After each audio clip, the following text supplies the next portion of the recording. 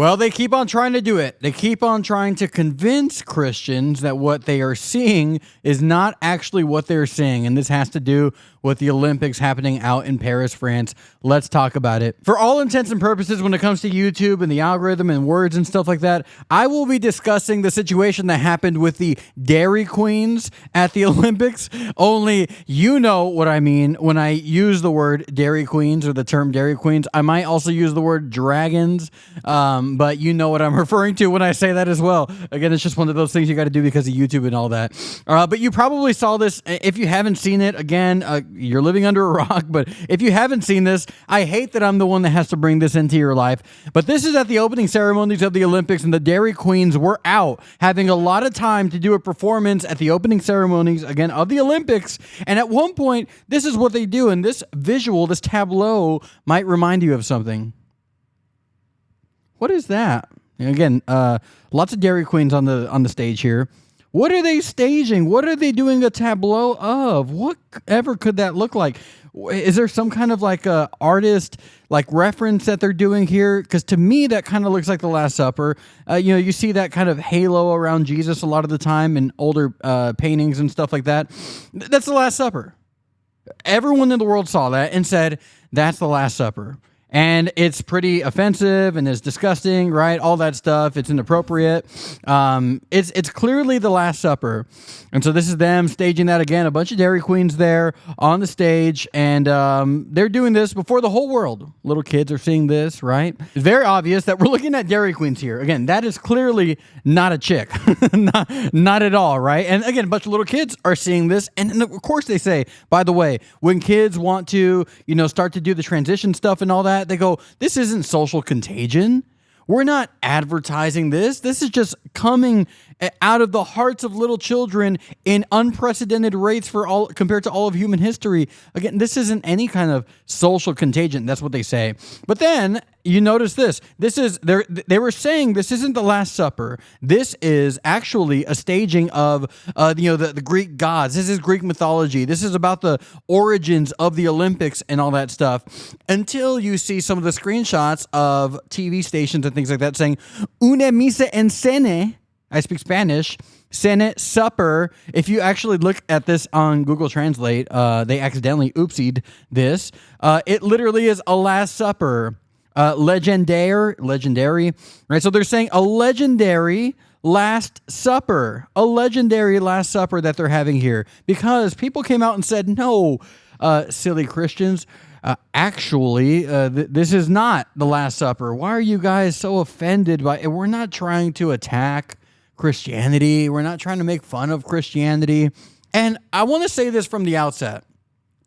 I am not a sensitive person.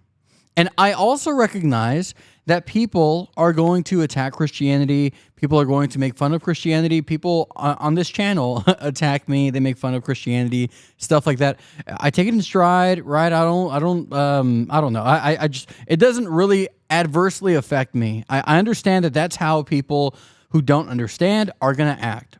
However, when the very people who don't understand attack Christianity, and they make fun of Christianity, they ridicule Christianity, when those very same people support policies, legislation in the world to shut down any criticism of them to the point where I have to call them Dairy Queens and dragons right now in this video, now we have a problem because they're being absolutely hypocritical. They can make fun of Christianity all day long, and then when they get ridiculed, channels get demonetized, they get shut out from the algorithms, they get shut down, people get fired from their jobs, tweets that they post on Twitter, for example, they get fired from their jobs, they get canceled, they get exposed. All this stuff happens because they can make fun of Christianity, but they can't handle any ridicule going their way because now it's hurtful, now it's mean. What happened?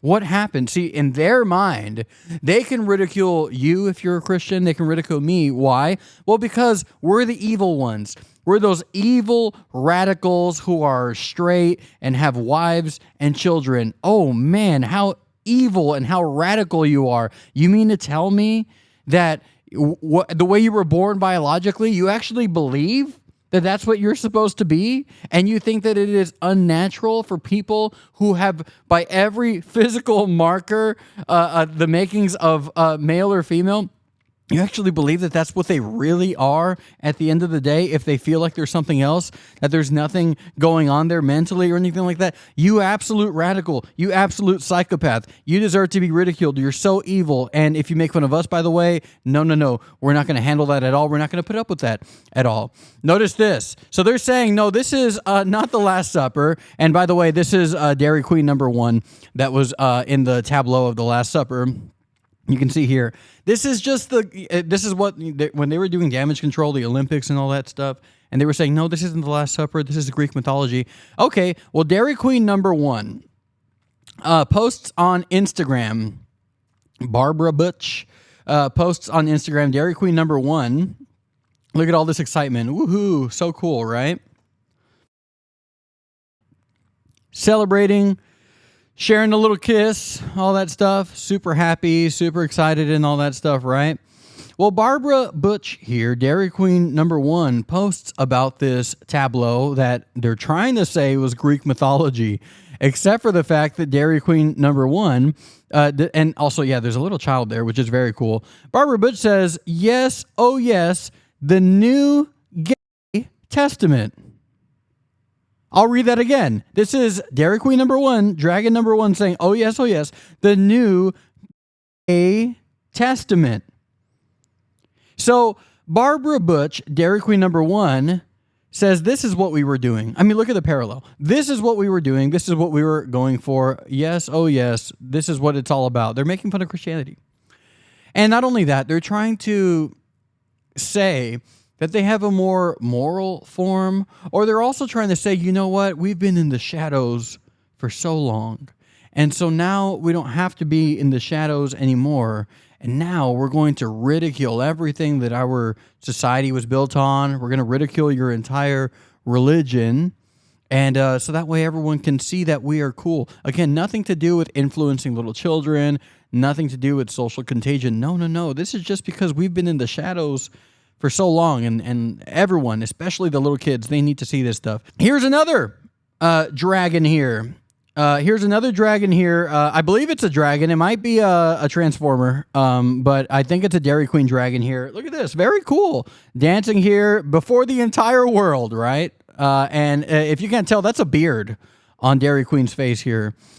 Beard, crawling, sexual movements and dancing and stuff like that. Yeah, the gyrating, again, from a dude, a Dairy Queen. There's Dairy Queen number 1 back there, by the way. You saw that.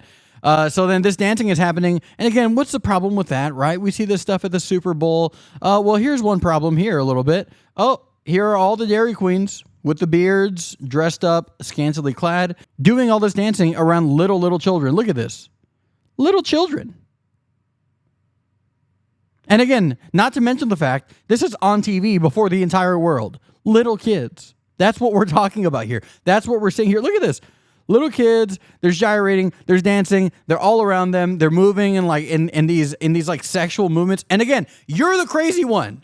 It's you. It's not them. It's you. You're the crazy one because you think that there's something wrong with this. You're the crazy one because you think that they're trying to make a mockery of something that has been so good for society like Christianity. It's been the best thing for this society, which arguably is the greatest society ever.